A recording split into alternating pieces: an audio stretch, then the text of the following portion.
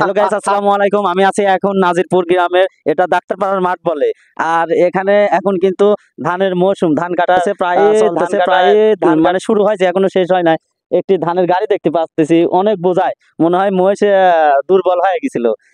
কাকা, মহিষের গাড়ি কি দুর্বল হয়ে গেছে? এত লোড দিছে? না না না, ও ধান ভেঙে গেছে।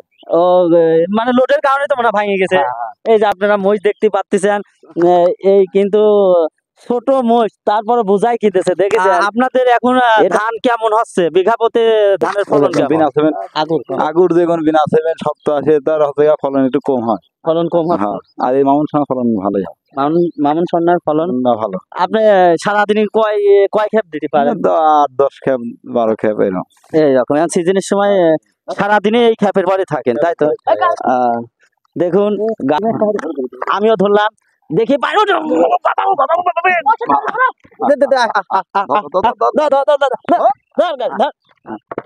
দেখুন, একটি গাড়ি সাজাতে কতজন কিন্তু মানুষের প্রয়োজন হয়।